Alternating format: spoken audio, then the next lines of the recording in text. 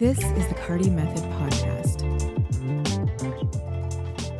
Well, hello. Welcome to another episode of the Carty Method Podcast. Today, we are doing Portfolio Lab. It is Tuesday. Tuesday and Thursday are my two Portfolio Lab days. I review your photographs. Tuesday, I look at a picture that you're considering for your portfolio. You might be thinking about it. You might be not sure. Is this good enough for my portfolio or not? Thursdays, I give you an assignment, and that assignment is very specific, and it's an industry level assignment like make an ad for Nike.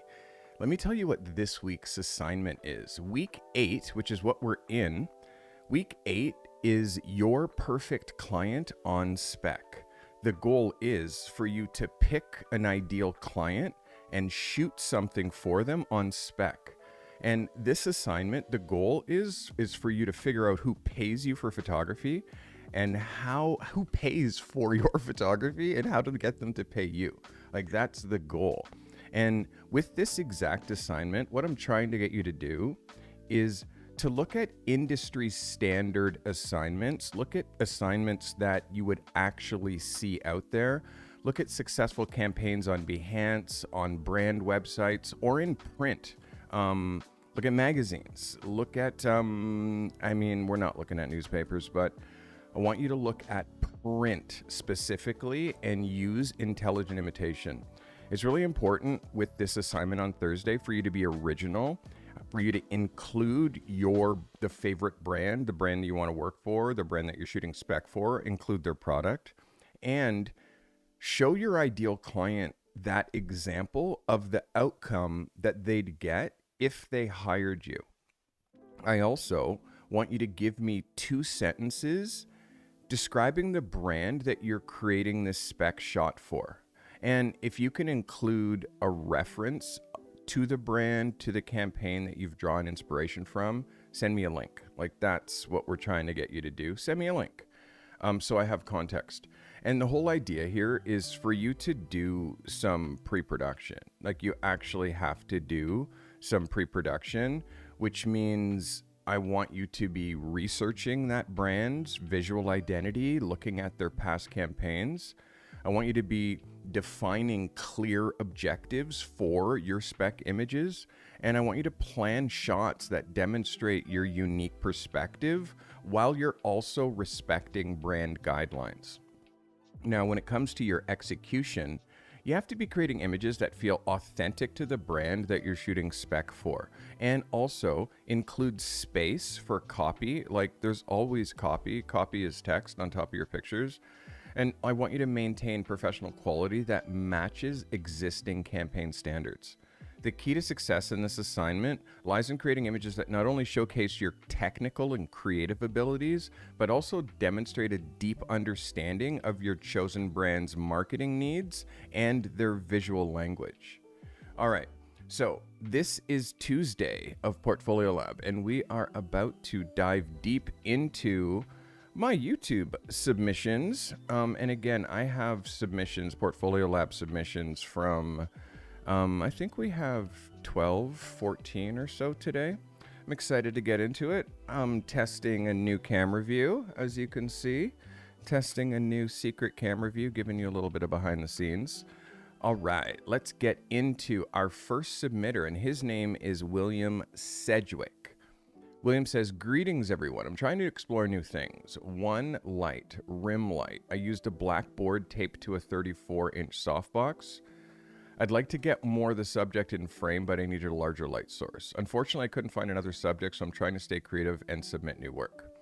Sony Ace AR7 Mark III, 85mm 1.8 ISO 200, 6.3, 400th of a second with a 34-inch softbox. This is William Sedwick. William, thanks for submitting. William, this is nuts. It is very, very, very good. I mean, yes, you cannot live on shooting your son alone. And the hard thing is any of these shots that are amazing, like this exact picture of your son, you're going to have to recreate with other people, because you can't have a portfolio of all your sun. And I've gone over this quite a few times with you. I know it's tricky to find new people, but the picture that you made with your son this week is absolute fire. It's an 11 out of 10. I'm actually going to say this is one of your best. The light quality is amazing. The front light that you have happening here, that's giving you this beautiful rim, and the secondary light, which is actually giving us more color, the color of the hoodie. This negative light in here where you're actually shooting into shadow is what's really making this sing for me. Like, that's what's making this really, really top notch. And I need you to recognize, like, the quality of light here is so good. You really leveled up on this picture, William. I'm giving you an 11 out of 10. You murdered this one. This is absolute killer. William should be very, very, very happy.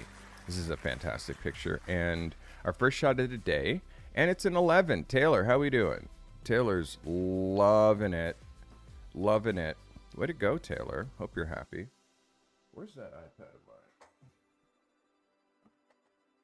Got to change the ambiance in here. You know, we control the lights on app, so... And again, if somebody becomes a member, that's just going to change the lights back anyways, but...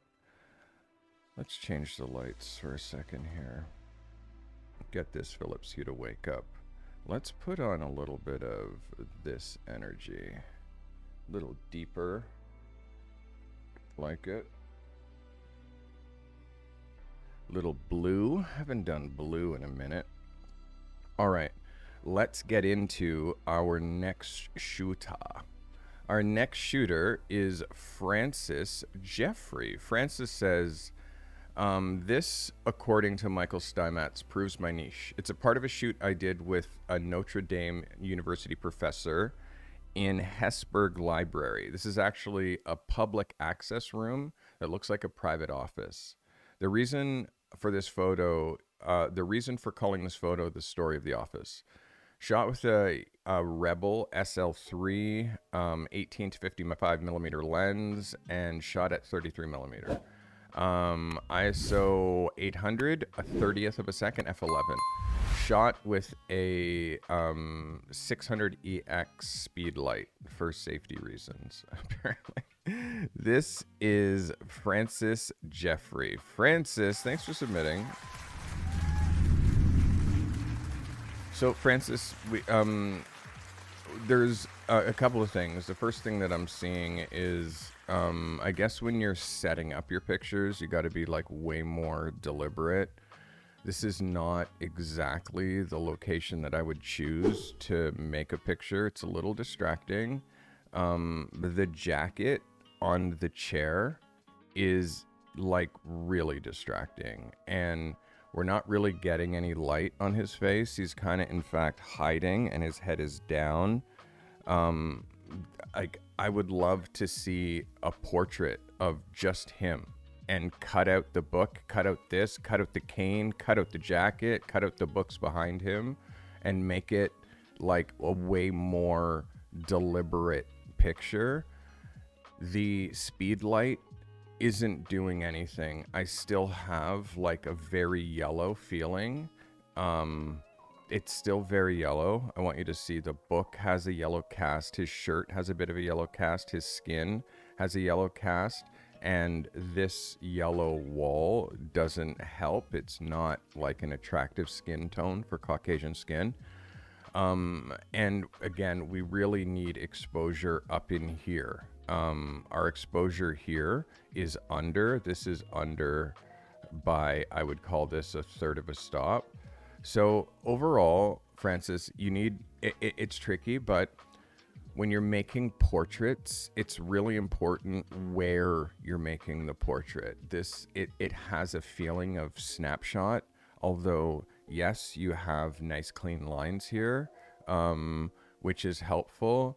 the color balance of the picture and the lack of like light. And again, I just want you to look at William and his light, and I want you to see the light that you're doing. And obviously, well, I'm in a library, which is exactly why you don't try to make photographs in a library. So that's what I would say next. It's the exact reason that I would suggest that you don't make pictures in a library, because people are reading. People are trying to work there. It's not a workspace for photography. And then therefore you have to be mousy. You're not able to give any directions. You're not able to light properly. And then you end up with subpar results. So Francis, my suggestion, start with natural light, please. And irregardless as to how cold it is outside, you still need to try to shoot natural light pictures and master exposure and color balance before you start trying to make indoor pictures with light. And to remind you again, a speed light isn't light. It is something that makes a scene brighter. And mostly used by people who are afraid of using real lights. So that's my opinion. Contest me in the comments. This is Francis. Francis, this is a bit of a miss for me. I need you to be trying a little bit harder and really, really diving in deep when it comes to your ideas, and remove all distractions, okay? There's too many distractions in this picture. Thanks so much for submitting. That is Francis Jeffrey. Thanks for submitting, Francis.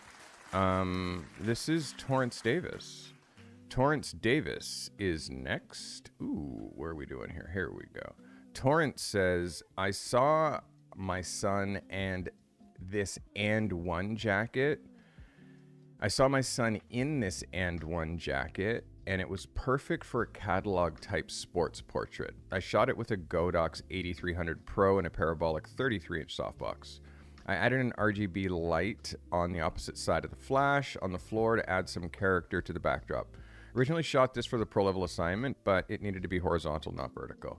This is Torrance Davis. He shot with the Fuji X-T3 with a 56mm 1.2. Shot at f8, 1/60th of a second at 125. This is Torrance Davis. Torrance. Let's have a look at what you're doing here, my guy. There's something here. There's something here. Let me take this in a little bit. Let me look at this a little closer. Your focus is okay. I'm feeling something going on with the color balance, the way the skin is reading, just a little bit yellow. But the wall is neutral. Like the wall here seems quite neutral. So I'm trying to figure out what's going on with the skin tone. I'm not sure if you lit this with strobes, or let me just have a look to see if you lit this with strobes. Godox 8300. So this is the problem, is you added an RGB LED on the opposite side to add some character to the backdrop, but it doesn't do anything because when you're using flash, you can't mix flash with LED because LED is lumens down here and strobe is lumens up here, and it's not lumens, it's like pop. So that pop and that neutral color balance is what we do and what we need. You can't be mixing something that's 5,000 Kelvin and something that's 3,000 Kelvin. And even if it's a color, the color temperature of it is low, and it starts to really throw off what's supposed to be going on in this picture. I was trying to figure out why overall it had this like weird look. You see, all it's doing is very slightly down here, giving you a little bit of color. But all it's doing up here is giving you a cast because it really wants to be white. And then this is your main light, and it's just, you can't, like, this is useless. You don't need to include that at all. If you want to use gelled color, you need gels, like actual pieces of colored gel, and you clip them to the front of your strobe. That's how you do it. So just FYI, in future, don't try to use LEDs and strobes. It doesn't work. It doesn't work. And you can use both LEDs, but again, I suggest learning how to shoot with studio light. I'm going to show you an example of gelled strobes. This is studio light gelled. I buy packages of gels. They come red, blue, purple, yellow, green, and then you clip the gel over top of your light. And you can see this is a 3 light setup or a 2 light setup, but I'm kind of BOGOing it with a bit of a gel. So you're seeing a bit of the blue gel here, but this is done with strobe. I have one more example with, like, I think, again, this is another one. This is gelled strobe. So, like, I put a gel over top of the strobe. This is not shot LED RGB lights. It's gelled strobe. Again, here is my strobe, and it has a purple gel over top of it. And that's what's making this purple light. So, gel on the back, gel on her, in fact, as well. So, gels. This is a gel over top of my studio light again. So that, I hope, should help you. This is a purple seamless. It's a purple background. So you can use gels over your strobes. This is gels. In order to make backgrounds different color, this is a white wall that I made red with a red gel. And then there's another secondary light in the front with a little hint of blue gel on it. It's a very complicated light. So again, studio lights with gels.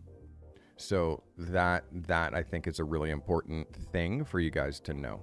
All right, let's get back into this picture, which is Mr. Torrance Davis. So other than the gel, Torrance, please don't mix LED and strobe. Let's look at this as a cover. It's pretty strong. The headline, like, your head is a little high in the frame, but it's acceptable. I think it looks strong as a cover. I think it looks strong. Let's look at it as a 4x5. I just need to make my 4x5 frame a little smaller.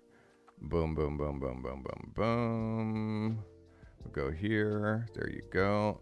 So as an 8x10, it works as well. We're just cutting off stuff on the bottom, which isn't really important, and cutting out that colored gel area. This is a yes for me. This is a yes for me. Torrance, I just want you to watch. And again, great expression on him. The styling is okay. It's very tone on tone. Just keep practicing and keep pushing this idea of you as the portrait shooter, because I like it. It's Torrance Davis. We're doing well today with the submissions, guys. Thank you. I appreciate that. That is Torrance Davis. This is Naen O'Connor. Let's get it on. Nadine, thanks for submitting. So Nadine says, here we go. Got to be starting something. Thanks for your review. This is the first person I asked for a photo since I made the decision to move forward with becoming a full-time photographer. Shot with the A6300 with a 24-105, 2.8, ISO 100, 200 per second, shot with natural light. This is Naen O'Connor. Nadine, thanks for submitting, Nadine. This is definitely a vibe. Definitely a vibe. I enjoy this. The first thing I want you to do is to take this headset off. Like, that's the only thing that kind of throws me, is the headset. So other than that though, Nadine, this is really spot on. Let's look at this as a cover. It's really compositionally sound. It's compositionally sound. I would have slid him down a little bit to show a little bit more of the cab of the truck, to show a little bit more of this wheel. I would have moved him down just a little bit because this is just white, right? So we're not losing anything if we move him down. I'd like to see, it's tricky because I think I might have shot him and used more of the white as the background and had this out of focus in the background. Like, I would have shot the truck angle like a little bit different. but your light is great. The exposure is pretty much bang on. Let me hide my cover. I just want to look at this at 100%, Nadine, to see what your focus looks like. Your focus is really close. Like it's really, really close. You should be really happy with this picture. This is a banger. Let's look at this as an 8x10.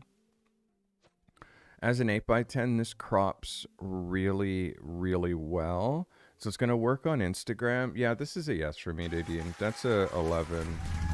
You did very well. This is an amazing image for your first submission. I'm just asking for 4 letters, okay? 4 letters. M-O-R-E. I'm just asking for more. Guys, that is Naen O'Connor. Taylor, how we doing? Taylor's freaking out. We're getting so many amazing pics today. Yes, sir, yes. Let's get it on. Well done, Nadine. I'm proud of you. Guys, if you're just new to seeing me, I'm Carty. I'm a professional photographer. I've been doing this for 34 years of professional photography. I work in Toronto, Canada, which is one of the hardest, most competitive markets in North America. Also, I've worked in New York, LA. I lived in Miami. I've worked in Europe. I've worked in London. Yes, sir, yes. Yeah, I'm incredibly passionate about professional photography. You can see my work at stevecarty.com, which is very I was just showing you some of my pictures. You can see my work easily if you go to stevecarty.com. You'll see all the work, and you can also do my drag down here and see some tear sheets, so you can see all the places that, I mean, some, it's definitely not all, but it's some of my favorite tear sheets. So have a look at what I'm doing on stevecarty.com. Again, just so again, you know why you should be listening to me. And again, you don't have to be listening to me. You definitely don't have to be listening to me, but you know, it's appreciated. As you can see, I'm testing a new camera angle here, a little behind the scenes angle. This might change from time to time. It might go away. Who knows? We're testing. It's just, you know, we're always trying to make this thing good, you know? For you who are watching at home, hey-o, let's go, Jaws. Welcome. Thanks for subscribing. Let's get into Gerard Danso. Hey, D-Row. D-Row put down some of his hard-earned money. D-Row, drop in $4. He's buying me a coffee. Let's go. Mr. I think it's Dan, right? Dan Rowe, I want to say. Thank you for the dono. I appreciate you. And you get the smoke. By the way, if you donate money, gift, I mean, you can't gift or become you can't gift because this is members only stream. But if you become a member, you get smoke. That's what happens. Let's look at Gerard Danso. Gerard says, impossible is nothing. Shot with the 5D Mark III, 70-200 2.8, ISO 100 at 3.2, with a Godox 8600, with a 1.3 meter softbox. This is Gerard Danso. Gerard, impossible is nothing. I'm feeling this picture as a fashion photo, as an editorial photo. I'm feeling it. I want you to watch your top-down angle, like looking down on somebody and him looking up at you. Athletes, I like them standing, and I always lower myself to the angle that my subject is. I don't like looking down because metaphorically, the viewer is looking down on this subject. And even just saying that means you as the photographer are looking down on this person. So if you're gonna do it's got to be a top down. You got to be on a bridge above, and he's got to be running on the street below. Like, if you're gonna do a top down, it's got to be really clever. One of my shooters, his name is Sean Thomas, and Sean does top down like Sean does top down so crazy. And I want you to just see what I mean when I'm talking about creative top down. Like this, if you're going to do a top down, it has to be really creative. When it comes to shooting people, well, with people, it's like that only works as a lifestyle picture. So stand him up. We get to see his apparel a little bit more. We get to see his size a little bit more. I get to see like his shoulder breadth, but because his shoulder is leaning on this, I don't get to see his size, and it just makes this whole area and his shoulders like come up like too high because he's like looking up at you. You know what I mean? It does. The light is great though, Danso. The light's great, and like I'm feeling it. You know what I mean? Like the styling of the room and like the bamboo thing here, for me, like I could definitely lose this, but I like the light and I like the slats. I feel like I just want you to use this room a little bit differently. That's all. Or if you want to have him sitting down, then you sit down as well. So you're hitting him straight on while you're both sitting down. But I still like it. I still like it. Let's look at this 100%. I want you to watch your texture, and also I want you to notice how one eye's in focus and one eye isn't. We have this eye in focus and this eye not in focus. You're also, the goal is to always focus on the closest eye, and this is your closest eye. This is your far eye, but this is the eye that you're focusing on. Let me just make this image a little bit smaller. Yes, this is the eye that's closest to you. So essentially that's the eye that you should focus on. But if you're shooting at an f-stop where these two eyes aren't in focus, that means you're shooting at an f-stop that's too shallow, especially when they're on the same plane. He's not like this, like on a 3/4. He's like this. And he's only slightly turned. So the difference in plane between these two eyes is only like a centimeter. So it shouldn't be so off, but you're shooting at 3.2 with the 70 to 200. So because you're shooting at 3.2, which is practically wide open with a 70 to 200, you're also not telling me what shutter speed you're shooting. You're telling me ISO and f-stop. I need to know what shutter speed you're shooting with. So shooting wide open isn't a thing. You need to get off it. Like seriously, I need to make a video on why, excuse me, just because your lens does, 2.8 or 1.8 or 1.4 or 1.2, it doesn't mean you're supposed to shoot there, especially if you're shooting people. It's like your depth of field is so shallow that like it's just, yeah, you have eyes kind of in focus and noses out of focus and lips out of focus, and it's just too cool, guy.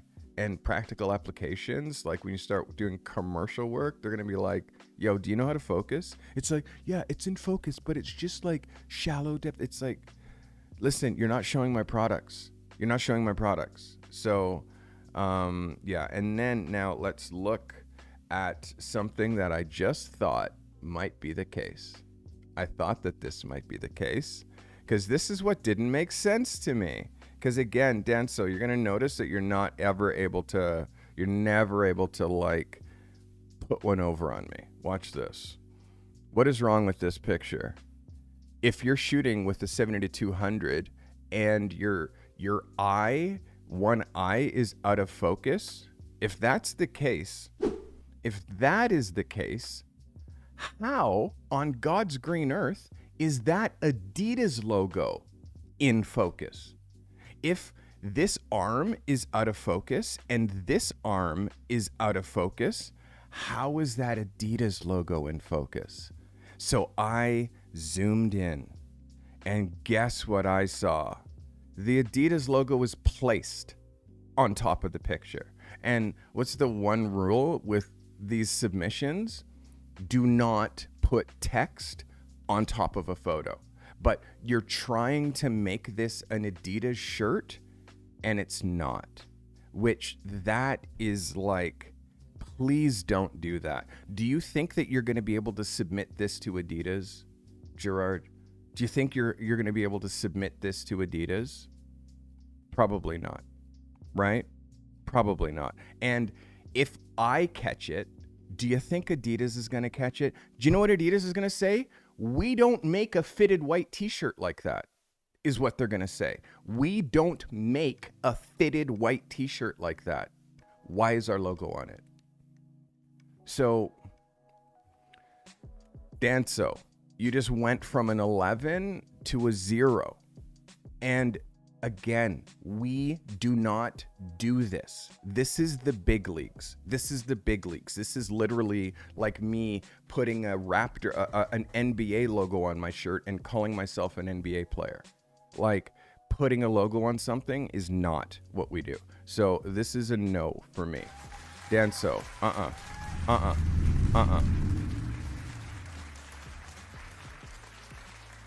All right.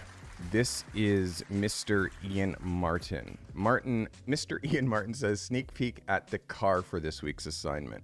Further refining the style to get cleaner edges with more detail. Z8 50mm 1.4 ISO 64 1/60th of a second f8 1 Godox 8600 Pro. This is Ian Martin. Ian, I like this, Ian. I like what you're doing here now. I like this. For me, I want you to watch the lines. The lines are a lot. Let me just show you what I mean. Like this line, these lines up here, lines here. I mean, they are leading. They are pushing us there. Lines here, lines here. Like, it's a little busy as a vertical. It feels to me like this is a horizontal picture, and I'm going to show you what that looks like. I'm going to zoom in. I'm going to pull this down to about here, and I'm going to show you this as a horizontal picture. So for me, this is the picture because there's so much distractions in this roof. Like, this in itself wants to be its own photograph. Take a picture of me. I'm so stylish. Take a picture of me. Like, this roof is its own photo. And what's going on underneath the car is starting to be its own photo. So my vibe is remove that shit and make it a picture about this truck, which means make that truck bigger in the frame. So let me show you this as a double. Like, to me, this, let me move this over. Will it let me move this over just a little bit? Not really. But it just needs to be moved over a bit. So, just needs to be moved over so the tire is on the other side of that gutter, like somewhere in and around here. But to me, that's the picture. That's the picture. I have the gradient. I have a little bit of texture in the background, but it's not so busy. For me here, it gets busy. And your truck, although white, and my truck is white as well, although white, it's fighting. It's fighting this little sliver of space because you have only this little sliver of space for this truck, right?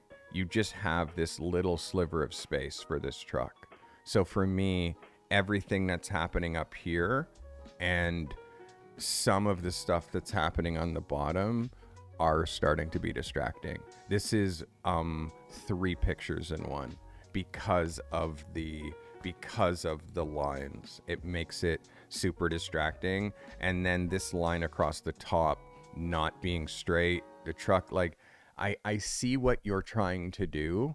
It's just, this is a horizontal picture. I would really love to see the horizontal version of this, because I know you shot horizontal as well. I'm sure you shot horizontal as well. It's a dope image, Ian, but for me now, because I'm learning about your work, like, your level is up here. Like, my expectations of you, because you you set your own bar. And by the way, I measure your quality and I critique you against yourself. I'm not critiquing you against anybody else. I'm critiquing you against you.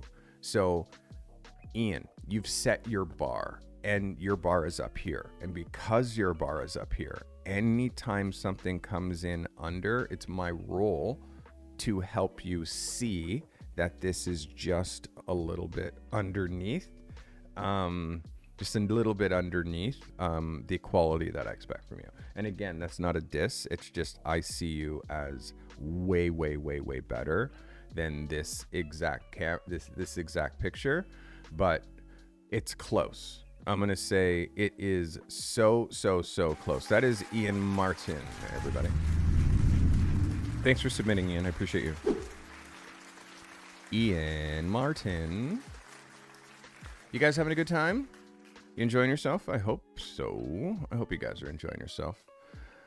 All right, Ian Martin. Hey, guess what? Are you a photographer ready to go pro? Or maybe you're a working photographer struggling to sustain your business? My coaching programs are designed to meet you where you are and give you the guidance needed to move your needle forward. Whether you're looking for a focused 1-hour session to fix a specific challenge, or you need the type of ongoing support that 6 1-hour time slots would give you, I'm here to help you master the systems and build a career that you've been aiming for. By the way, if you book me for one of my ongoing coaching sessions, you pay for 5 sessions and you get 6. With over 34 years of professional experience, I guide you through the key aspects of creating a thriving photography business. Whether that's building a standout portfolio or sharpening your brand, or even setting up systems that bring in clients consistently. First of all, I give you flexible coaching options. Choose a single 1-hour session to get some quick insights, or you can commit to 6 sessions for a full transformation. I can even walk you through my proven systems one-on-one. Whether you're looking to break into the industry or you're struggling to keep your business afloat, these sessions are personalized to focus on what will actually move the needle for you. You're going to get real-time expert guidance, and believe me, there is no one-size-fits-all advice. You're going to get actionable insights and hands-on support to address your unique challenges and unlock your full potential. You don't have to do this alone, eh? Let's work together to take your photography career to the next level. Whether that means finally going pro or creating a thriving, sustainable photography business. Visit thecartymethod.com/coaching to book your session today. Let's get to work. Let's get it on. Guys, you ready for more? I'm just giving a little smoke because I like the atmosphere. I like the atmosphere. Slow down there, Smokey. I like the atmosphere. It's good vibes when a smoke happens. What does it look like back here? Holy moly. I'm smoking that camera out. All right, guys, you ready for our next shooter? This is Andy Phillips. Andy says, I'm working on my lighting at the moment, as you should be, as we all should be, continually working on our lighting. Andy says, took Carty's advice and used some white cardstock to bounce the light rather than point the light directly at the product and then have the light show up on the product. Added some water and fog to give the image some light. Note, this is 100% from the camera, no Photoshop style software in creating this picture. Good shit, Andy. Shot with the Canon T5i with a 50mm 1.8, ISO 400, 1/80th of a second at 2.5. Shot with 2 Godox 400 and some small LED lights from the hardware store to add some extra green to the image. Finally, I missed a water and hit a fog to add life to the picture. This is Andy Phillips. Andy, you are getting into the realm of understanding. You are entering into the realm of understanding.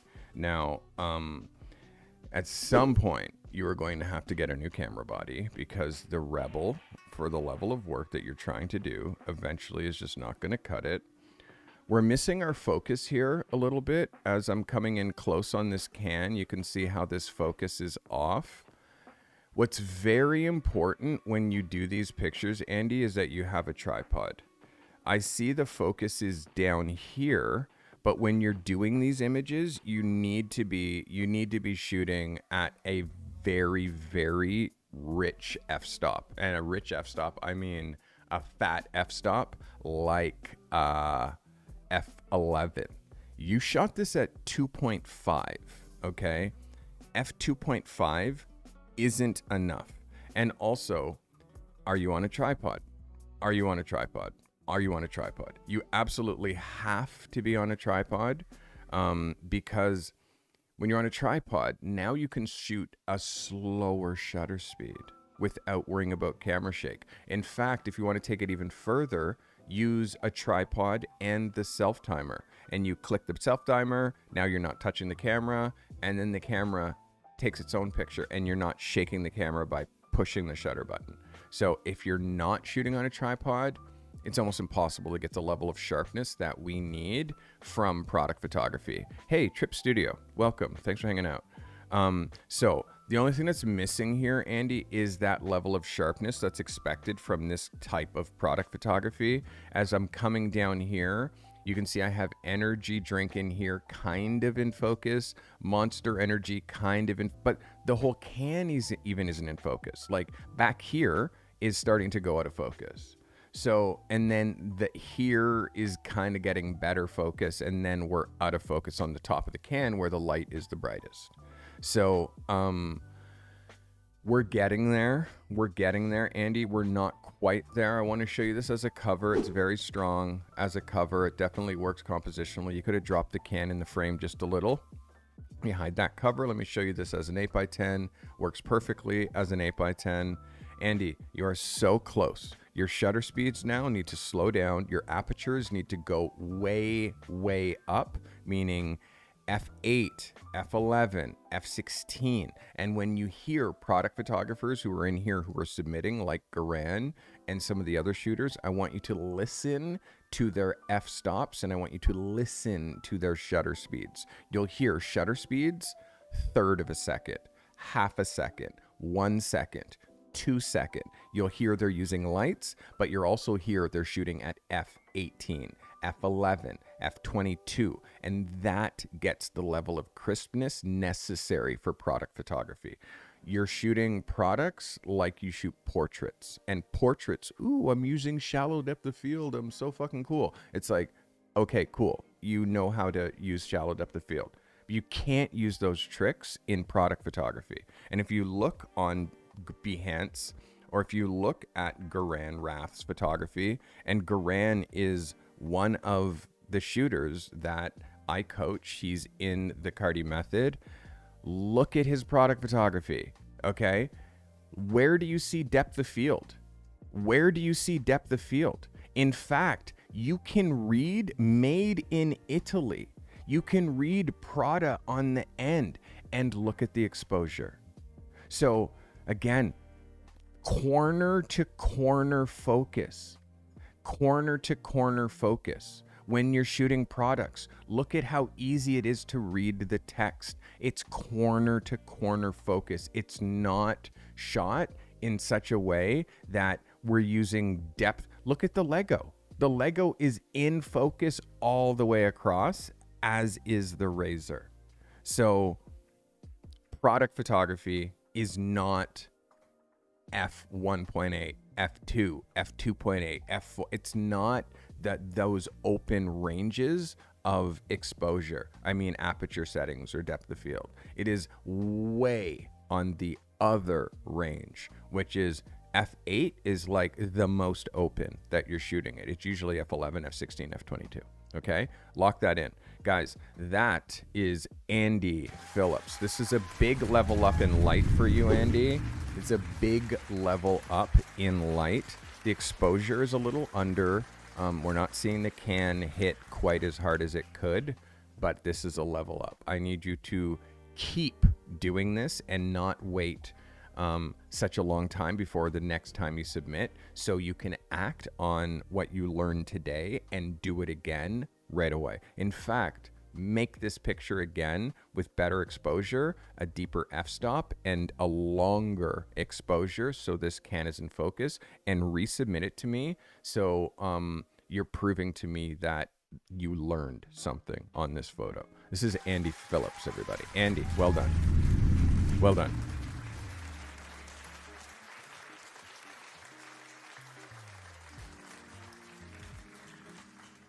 Okay. Well done, Andy. Hopefully you guys are enjoying yourself, hanging out here with me on a Tuesday. This is Natalie Murdoch. Natalie says, hello, crew. This is this week's attempt. I tried to position the subject better to capture the light from the window. Shot with the AR7 Mark II, 55mm 1.8, ISO 800, f4, 1/60th of a second. This is natural light. This is Natalie Murdoch. Natalie, you found the light, Natalie. You found the light. Do you see it? Do you see the difference between what was happening last week with your photos and what's happening now with the light on this face? Look at the light. Like, really, really strong. One thing I want you to be noticing now when you're focusing, I know you're shooting. Hey, JCB, welcome. Thanks for subscribing. What I want you to be noticing is we're trying to focus right here. Okay, now we're using auto tracking, we're using eye tracking with our focus, and you're shooting Sony. Sony's really great with the focus, but make sure that that's what's tack sharp. Sometimes it's the eyelashes that focus, sometimes it's focusing here on the eyebrows. At home, when you're watching, make sure you're focused here, which is that color contrast between the white and the iris. Between here and here, that line is where we're focusing on. Especially when we're shooting shallow depth of field, as if not, you're going to miss the focus. The exposure is great. I see a little bit of mixed light. Like, I know she's being lit by the window that's behind you. I can see that right in her eyeballs, that you're standing right in front of a window, which is great, or a doorway, which is giving you really beautiful light. Your composition is spot on, Natalie. Obviously, she's pushed over just a little bit that way. You can see she's not spaced exactly, but that's okay. I'm not going to break your balls on that. Compositionally strong, though. Let's look at this as an 8x10 is really strong. Obviously, as you get more experience, you go in, you do a little bit of skin retouching. That's super light. Yes, I know that she has freckles, but there's still a couple of things on her skin that you could take away. There's a couple of things here. This is just a little bit of burning, dodging, a little bit of healing. And again, the more reps that you do, the idea is to take away things that won't be there in 2 weeks. So she's got a couple of little things here, a little bit of dryness in here that you can take away, a little bit of dryness on her nose that you can take away, a little bit of dryness in here on her chin that you can take away. But this overall, Nat, you should be thrilled. This is an absolute yes. Absolute yes. That's an 11 for me. And I would have loved to see this in black and white. That's another trick. Seeing this in black and white, this would hit really hard in black and white. But this, Natalie, you're in chat. You know that this is better than now even the other ones, right? Like, you know that this is now even better, even cleaner light than what you were doing before. You were doing side light before. Now you're doing natural light, front light. And this hits really hard. You should be very, very, very thrilled, Natalie. You should be thrilled. That's Natalie Murdoch. Well done, Natalie. Okay, this is Charles Fortin. So Charles says, this week I wanted to submit a lifestyle image. Charles is an outdoor adventure lifestyle photographer, and I'm trying to help him see lifestyle clearer. I had a great hour with him. We did an hour one-on-one, and Charles is also in my accelerator program. So Charles gets a lot of me, and you watch the work that is now going to start coming out of Charles Fortin.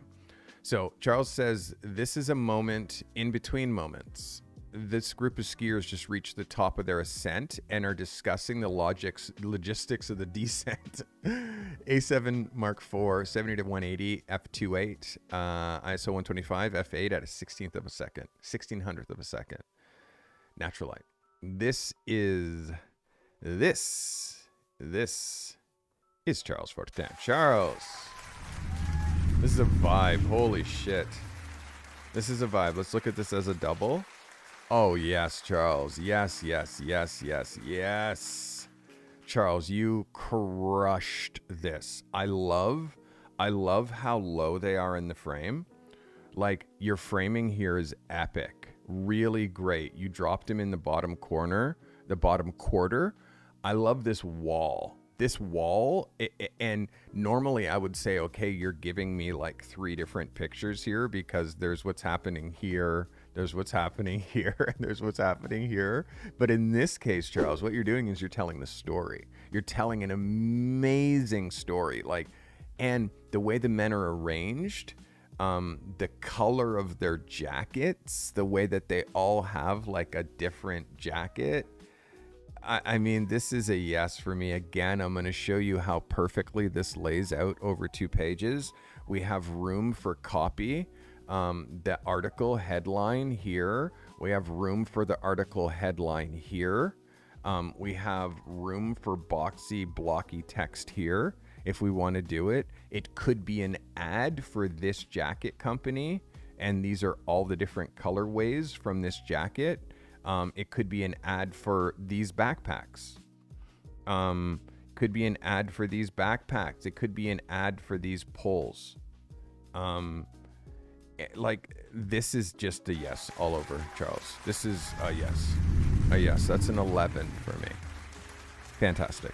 Perfectly exposed. It hits incredibly hard. Yeah, this is dope. And we have a balmy... It is a balmy, let's see the temperature here. What's the temperature? Oh, look at this.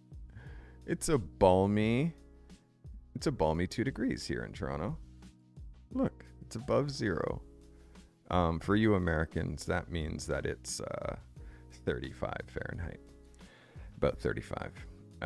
Yeah, it's dope. The temperature is epic today. Very lovely. It's almost no jacket weather for us Canadians. Once it gets above freezing, we go out in shorts. All right. That was Charles Fortin. Well done, Charles. Next shooter is Taylor Valentine. Taylor, I've been looking forward to seeing some work from you.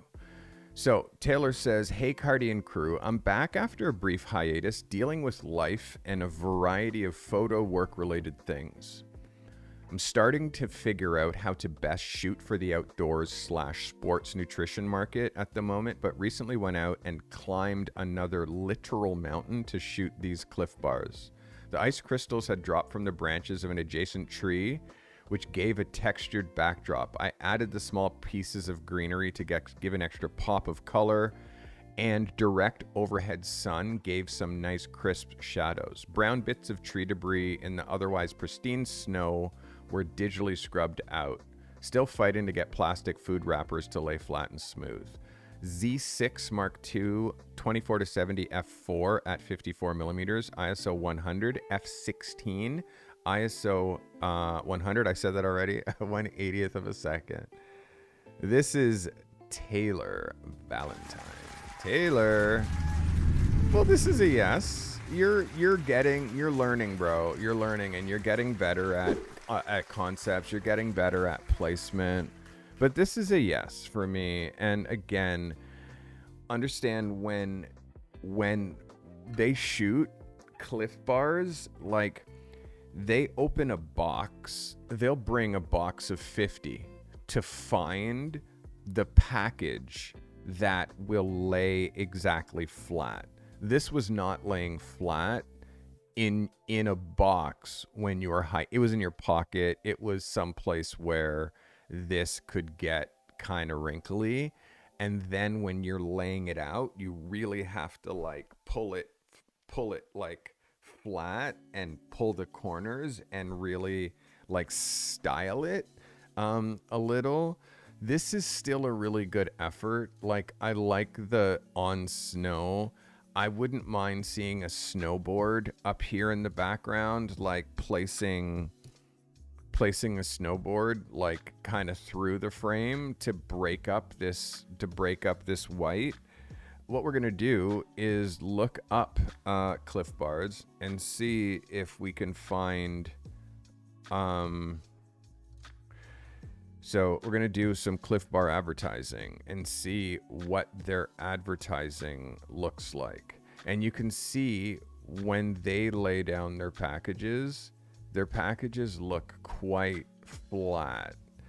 And they have a tendency to do a lot of this, which is a studio shot over top of one of their sponsored athletes. This is a dope idea.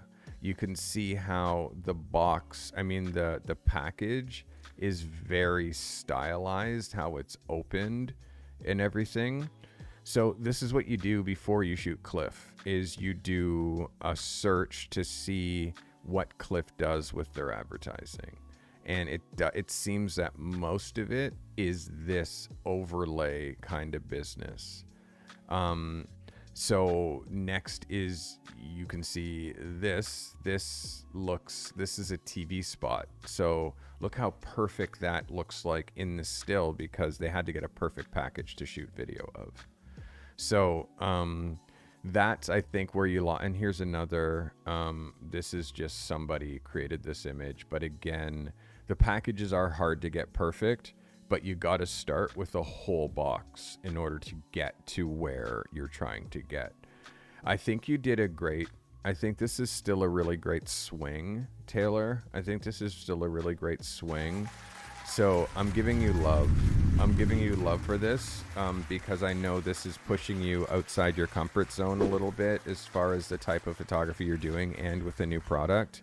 It's composed well for a cover, very well, although it's a little top heavy. Like, I feel like you need another component up there, because it actually is a horizontal almost. Like, if I just hide this cover and I just enlarge this and show you this across 2 pages, you can see, like, obviously this doesn't fit exactly because of the way that it was composed, but you could see that you could make this into a horizontal.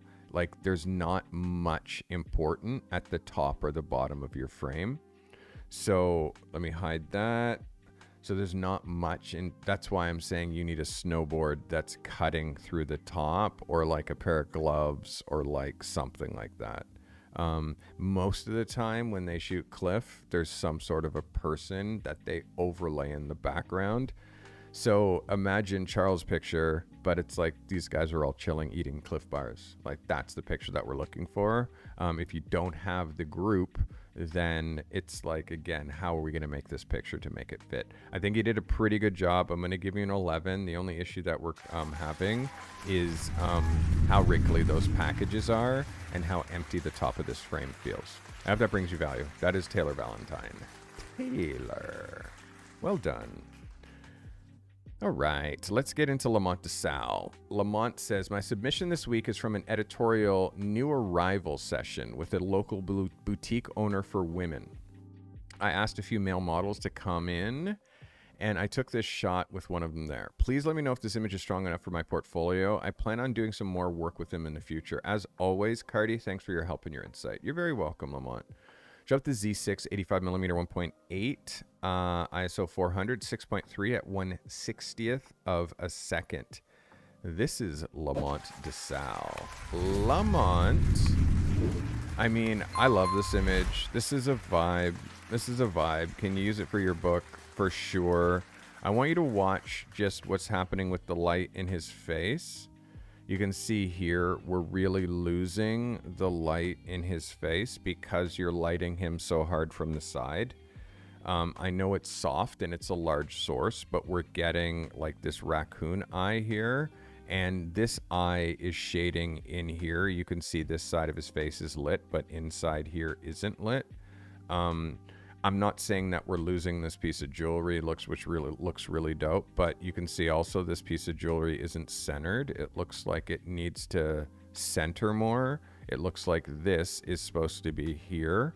I know he has like his head on an angle, but because this jewelry is so symmetrical and there's like, there's like other linkage down here, it seems like lining this up is part of what you need to do in order to make this super strong.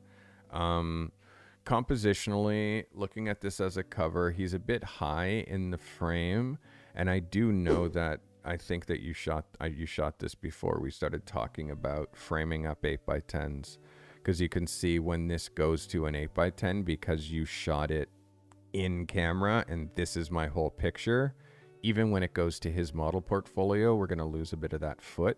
9x12 is the proportion of a model portfolio. This is an 8x12, so you're going to lose a little bit.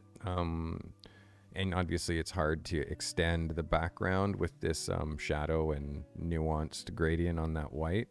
So these are things that I want you to lock in. Overall, it's a good effort. I feel like this light should be lit from the front, and you need, because his hair is so big and it's so hard to let that face get light. And again, I'm seeing, it almost looks like, there's multiple light sources because I'm seeing double shadow. I'm seeing this under shadow, which looks like top light, but I'm also seeing this long shadow.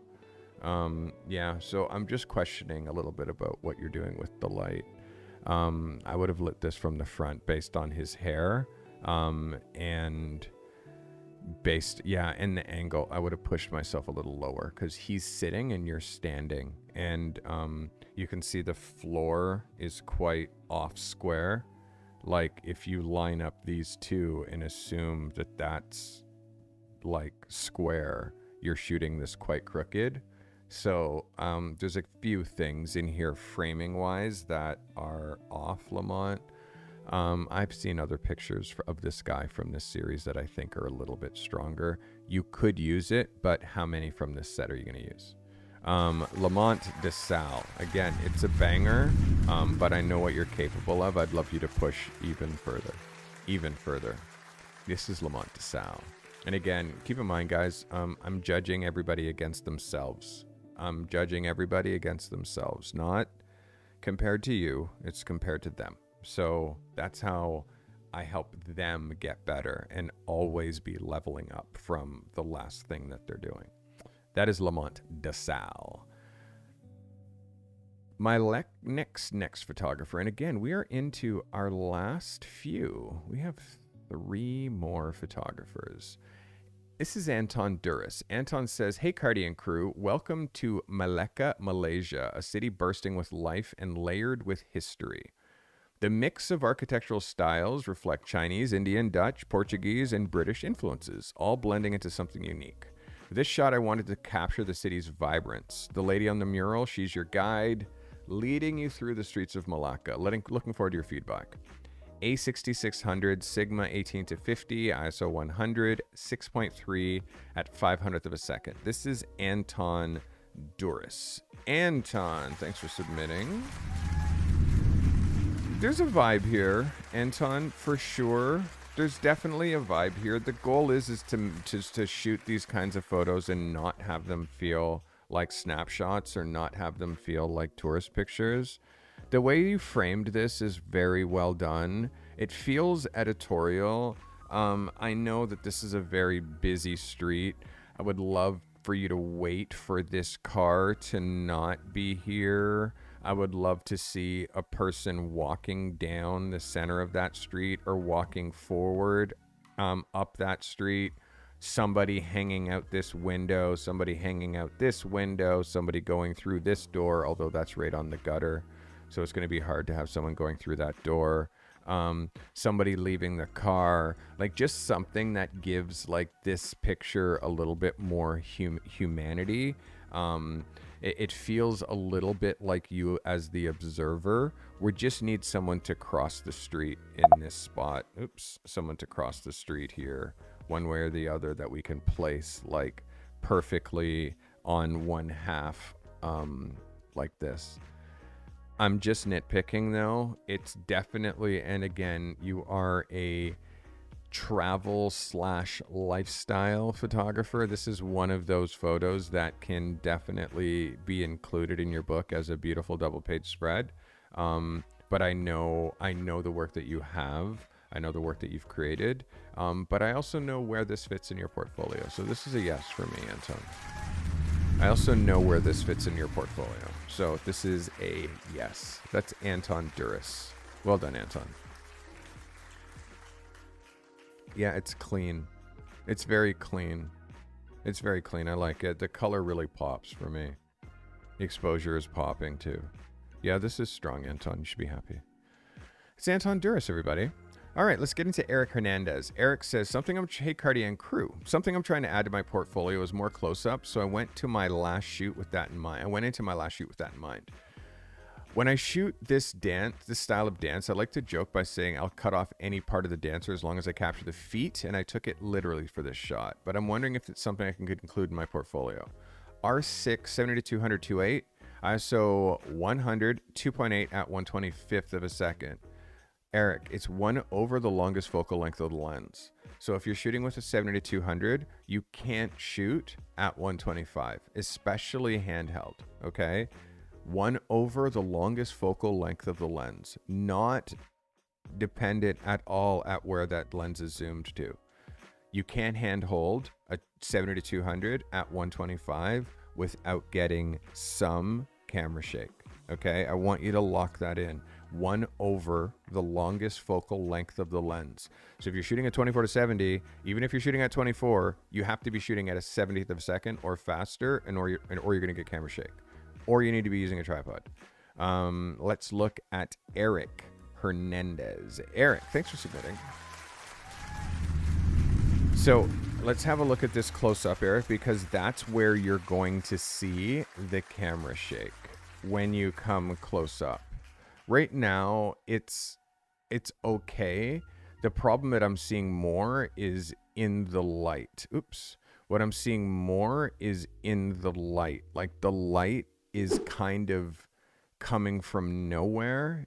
I mean, I definitely see but you're using two lights and this is what you're doing. Your subject is here. You have one light here and you have one light here. It's not how you light. And I can see that because you have shadows going that way and you have shadows going that way, which means you're using two lights. Okay. We don't do that. That's not how, especially if you're lighting something that shows the floor so I can see what the shadows are doing. And also, guess what happens when you use two lights like this? They cancel each other out, which is why this looks like there's light coming from everywhere and nowhere at the same time, because you're not committing to lighting. You're doing this and then you're filling here, which is, again, I see this so much, like a subject here and the photographer puts the light here. And then what does he do? He puts another light here. It's like, oh my God, stop doing that. That is not lighting. There's one sun. Okay, so stop with this fill bullshit. There's one sun. If anywhere, if there's going to be light like this, if anything, you put a reflector back here, offset so you can't see it. So that reflector kicks back light that is coming here and puts a little bit of a rim on your subject. Okay, if you're trying to, or you put a reflector here if you're trying to fill in what's happening a little bit, but that reflector should be white. But again, you'll see photographers, they put flags here, blockers, to make these shadows darker. The next thing that I see is what's happening along her leg, and I'm not sure what this is, because I see straight edge, and then I see blur. And then I see blur, blur, blur, blur, and it continues all the way down her leg. And then I see blur end here, and then not blur. So, and then with this leg, I see sharp edge, and then I see blur, blur, blur, blur up there. So this line and then that blur just suddenly occurring is bad Photoshop. And you shouldn't be using the blur tool. I'll say that again. You shouldn't be using the blur tool. It hasn't been a thing for 20 years in retouching. And when we're shooting these high megapixel cameras, you don't think that we can see blur? I'm looking at a 4K monitor that's 32 inches. You don't think that I can see blur? Like literally, you see it so easy. Like literally, look how big my monitor is. Like, I see it right there. So we have to be like, we can't use that tool and assume if you're retouching on a laptop or on your Mac Pro 13-inch screen, like, port that stuff up to extended monitors, because I have dual 4K screens, so I'm able to look at everything like at such high resolution. So that for me is what's missing in this picture, Eric, is your light is not inspired, which makes your picture look gray. This is a white background, but because of the way you light it, it's not snappy. It's not poppy. It's kind of wishy-washy, it's because of the way that you're lighting. Compositionally, it's strong. Yes, beautiful composition, but your execution, the way that you executed, you saw all the mistakes that I pointed out. I want you to see it as an 8x10. You would definitely just see a bit of the dress, and we just give this toes a little bit of space there. That would work for me. But I want you to lock in like your light. Use one light from the front, one, and not two. And again, you have to learn light ratios. Please watch the video that I have on my channel. It's called Legendary Hacks Pros Use in Studio. And I'll just show you that on my channel right now. So you guys, oops, where am I? This. Let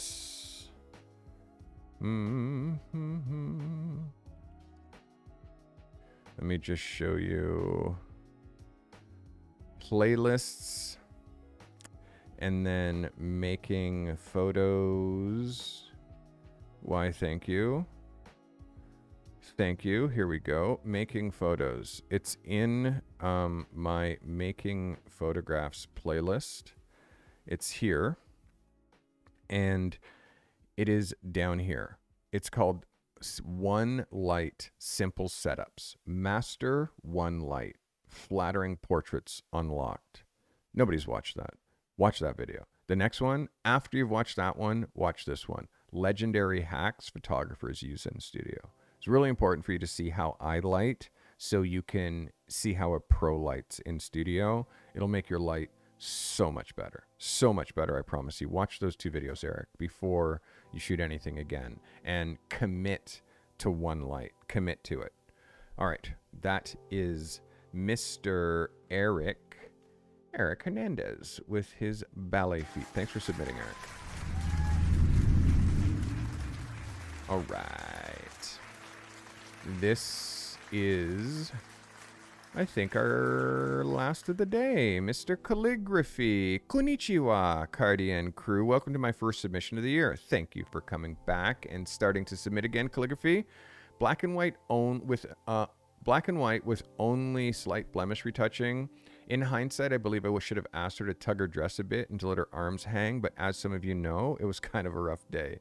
However, could this still be a keeper in my book? It's tea time, crew. Pour it on me, Chief.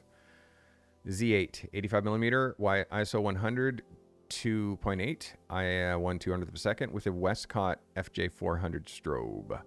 This is the mighty Khaligraphy. Khaligraphy. You definitely could have got her to pull on her dress a little bit.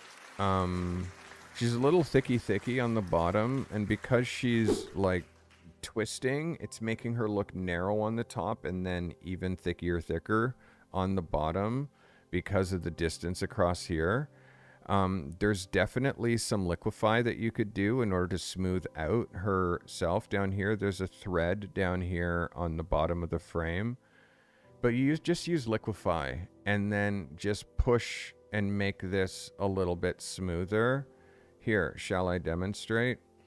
Here, I'm just gonna do this because, you know, it's the last photo of the day. It's the last photo of the day.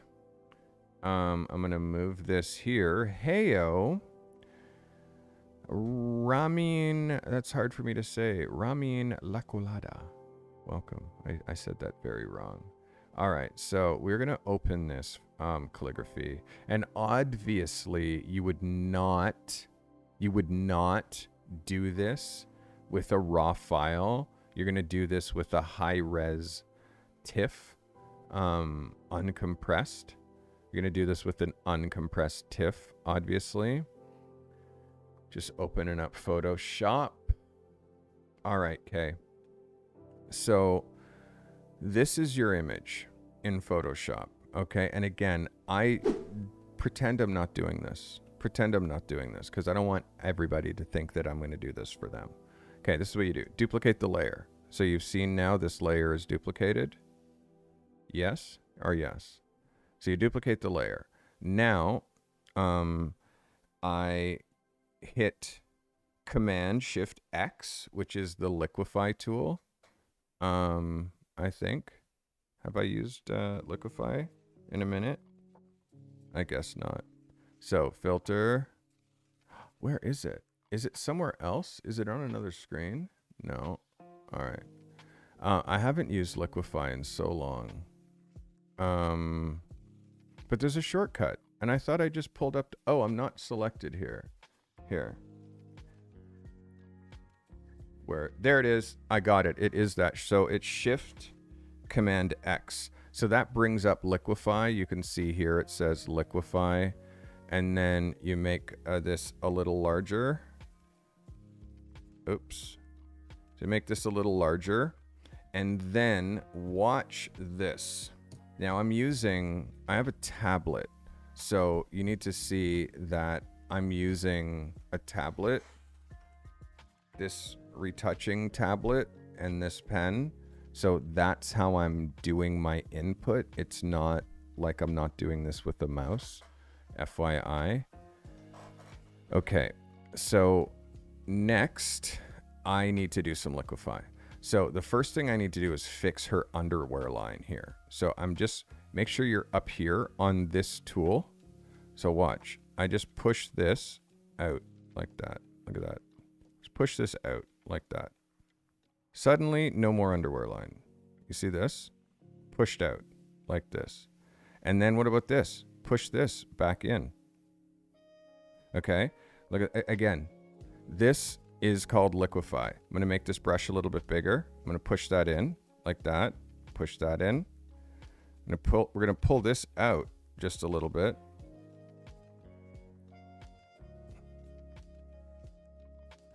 We're going to push it in a little bit here.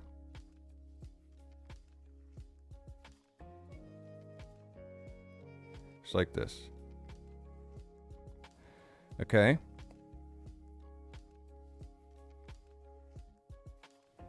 Don't tell anybody I showed you this. Okay? Don't tell anyone I showed you this. Don't tell anybody I showed you this calligraphy. Make this a little smaller.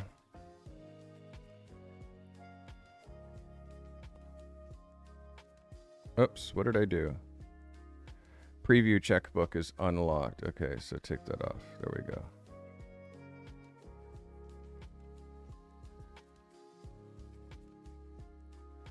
Listen, if you've always stayed away from this, good.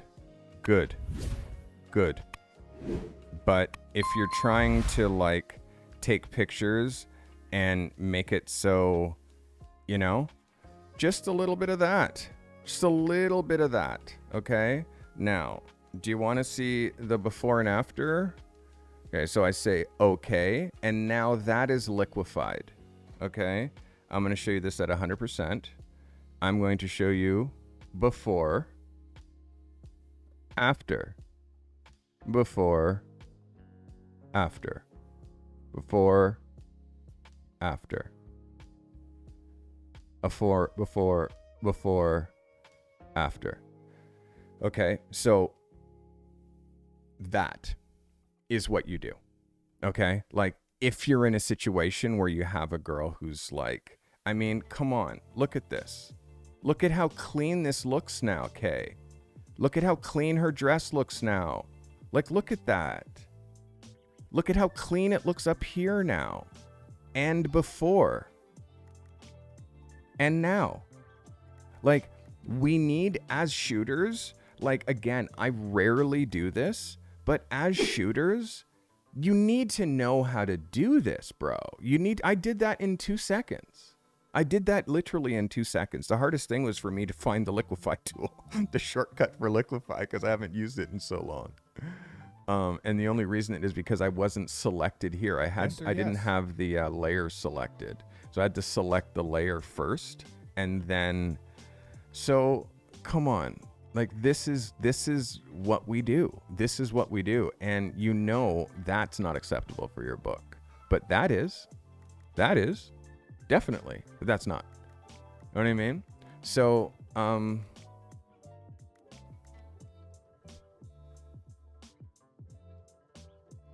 liquefy. Do you understand? The world is liquefied. The world is liquefied. It's just less now than it used to be. But if you guys have never seen the liquefy tool, come on. Yeah, let me see how to get to it. Image type, select. Where's liquefy? Oh, here it is. Okay, so this is how you find it without the shortcut. You go up here to filter, and you pull down, and it says liquefy. Liquefy. And then the shortcut for liquefy is Shift Command X. So that's liquefy. It's here in your filters. I just do it by the shortcut. So I had no idea how to go up here and find it. And by the way, that's on a Mac. All right. That's for you, Khaligraphy. That's for you. And again, that I believe was my last photo. Was that my last photo? It was my last photo. Hey-o, Khaligraphy. And again, I'm giving you the smoke. And this is an 11 for you. I want you to watch your exposure in here, though, eh? She is going a little bit white in here in the nose. She's getting a little bit white in here. The highlights are getting a little bit white. You're letting her go a little bit too white. And you're pulling your shadows up too much. Again, we talked about that. Go very light with what you're doing there. Your sharpness is spot on. I just want you to not lose your highlights. So watch your exposure. Make sure you don't lose your highlights. And take this thread away right here. And practice liquefy like I just showed you. Guys, that was Khaligraphy. Other than that, Khaligraphy, this is a banger. Should be happy. You should be happy. It's dope. It's good seeing you shoot new people. All right. That was Mr. Khaligraphy. And now it is time for the photos of the week. And also, if you stay till the end, I'll tell you what next week's assignment is. All right. It's time for the photos of the week. Photos of the week are my favorite. There's some big ones this week. There's some big ones this week that I'm very happy with. Starting with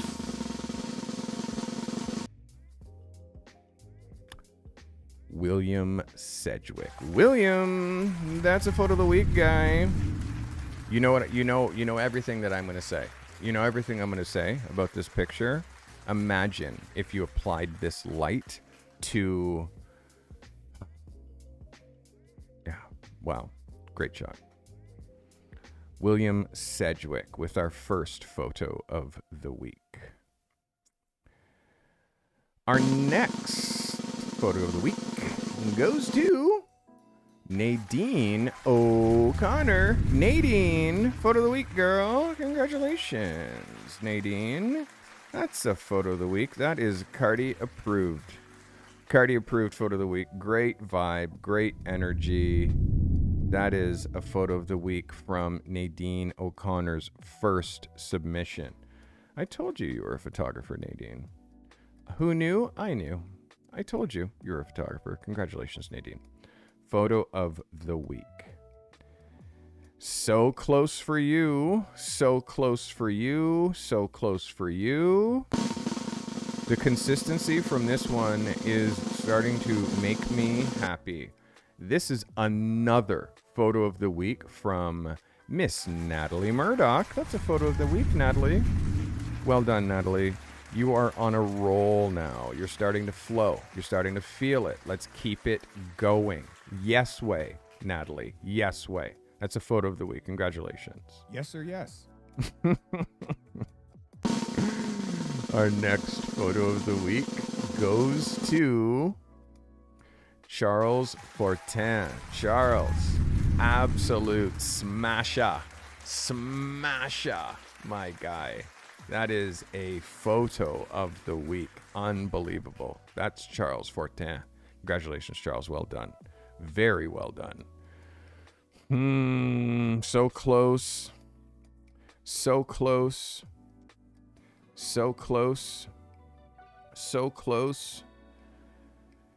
And our last and final photo of the week goes to Khaligraphy. Well done, Khaligraphy. Well done. And again, I showed you how you can just bring the life out of this photo. That's Khaligraphy. Guys, I have one photo, I think, one photo that really hit hard for best in show. One photo. And again, some of you came so close, but I have one best in show today. That best in show, that goes to Charles Fortin. Charles, best in show, buddy. Absolute. Hey, Smarty Pants. Thanks for subscribing. Welcome. This is Charles Fortin. Charles, this is our best in show. Textbook, perfect double page spread. It's come on, Charles. This is unfreaking believable. So I'm going to tell you about this week's next week's assignment 2 days early. But by the way, if you want to participate in this whole thing that's going on right now, this is Portfolio Lab. I have 100 plus photographers in Portfolio Lab. I have room for maybe 100 more. So I'm actually going to put the counter on my checkout page for Portfolio Lab so you can see how many slots left there are, because believe me, they are filling up fast. Portfolio Lab is the coolest thing that I do on this channel, which is helping you, the photographer, make work that gets work. I'm helping continuously to get you to the next level, and that's what I do here on the Carty Method. Portfolio Lab is just one of the arms that I can help you directly. What also comes with Portfolio Lab is weekly access to me. Every Thursday after the show, we hang out in Zoom, talk about the assignments, talk about the work, talk about gear, and we do a bit of a workshop to help you make the work. Like, I'll workshop your ideas for next week to make sure you're making the right pictures. All right, so let's talk about next week's assignment, which is week 9. All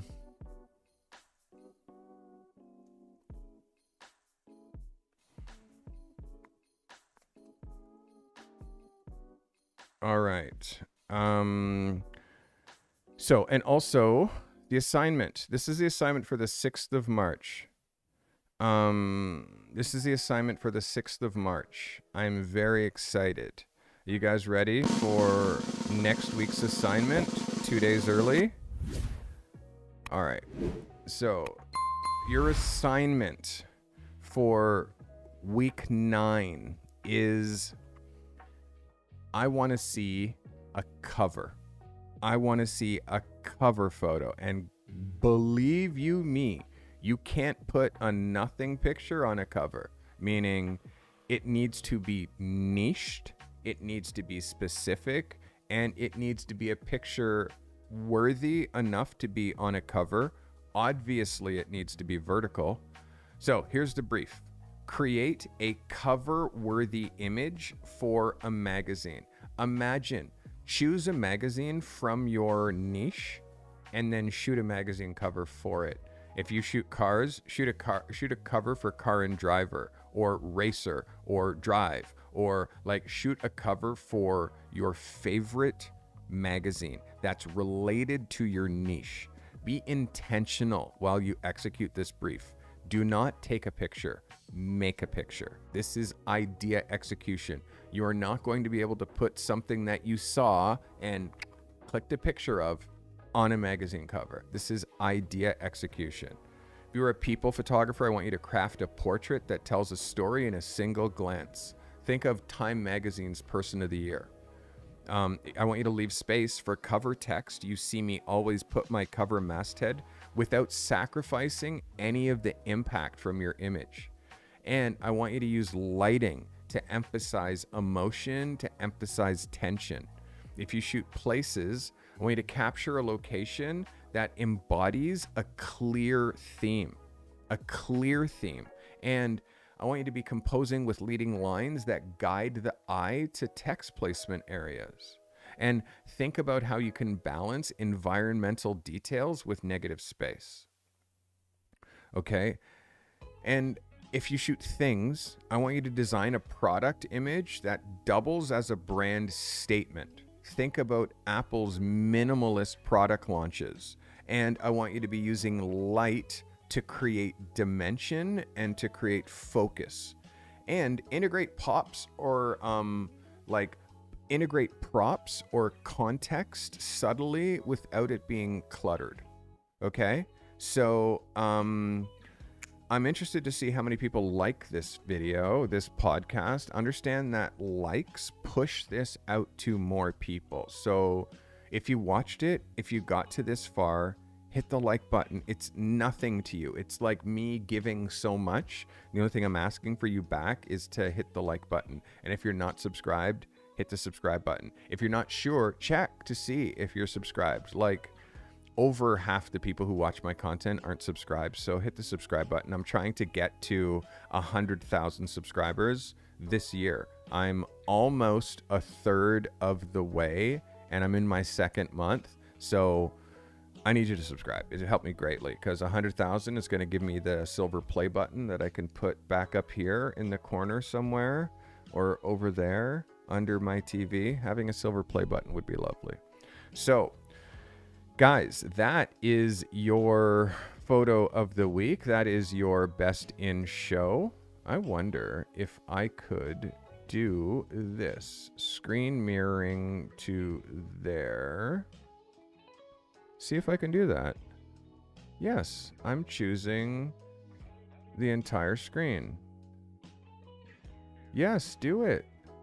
Jesus, you make me jump through so many hoops. Hey, look, Charles, there's your picture up there.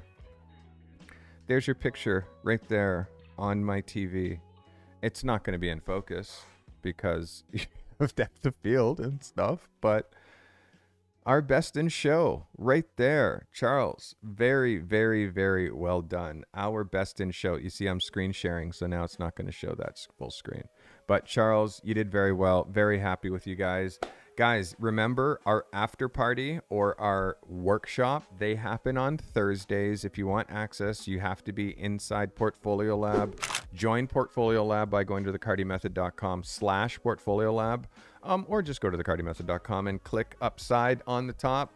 Also, joining this channel is the smart money. It costs $5 a month. You get access to my live streams. You get access to talking to me live in chat, like the world Isman and like Steve Bordeaux, and like C. Turner Photos is, and like Khaligraphy is, and so many of the other homies are.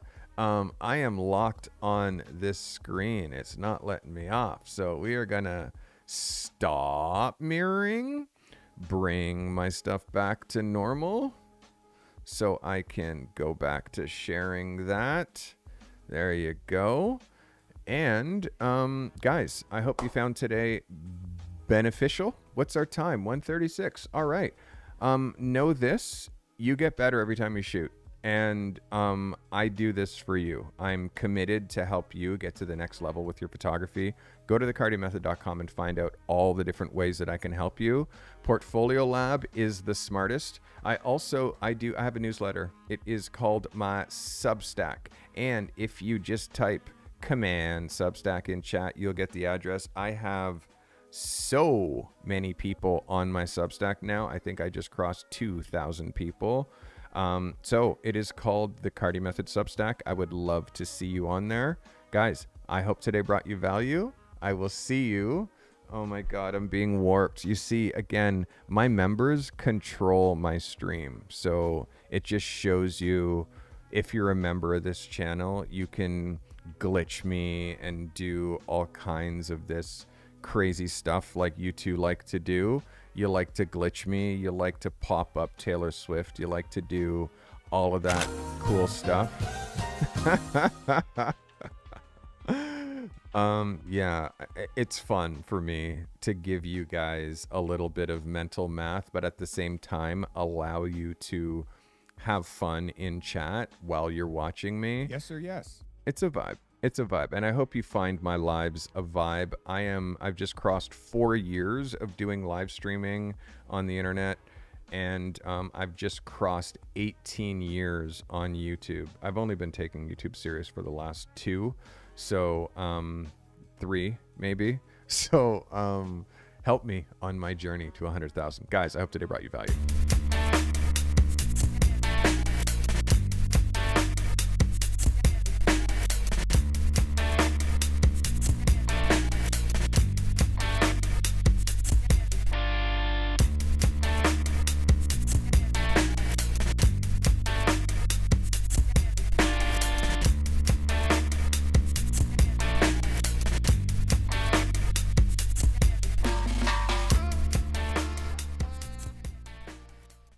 This commercial-free live stream was brought to you by the members of this channel. If it wasn't for you, we'd have to fill up these live streams with ads that would just interrupt the flow. The members of this channel make commercial-free content during these live streams possible. Consider becoming a member for $5 a month today to gain access to secret live streams, live chats, and to show your support with that crown badge next to your name. Sharing is caring. If this content has brought you value today, share it, clip it, post it to your socials. Yes, sir. Yes. Curating and sharing helpful content makes you an expert, even if the content you're sharing isn't yours. Be a curator and share this content with your network. If you're an emerging or struggling photographer that's trying to break free from your current 9-to-5 grind and transition to the life of a working pro photographer, that's our obsession here at the Carty Method. Register, get the support you need. If you're alone and struggling at this craft, make sure you join the Carty Method community. You'll always find help in the show notes. Subscribe on Apple Podcasts and Spotify. Find your creative and business genius with the Carty Method.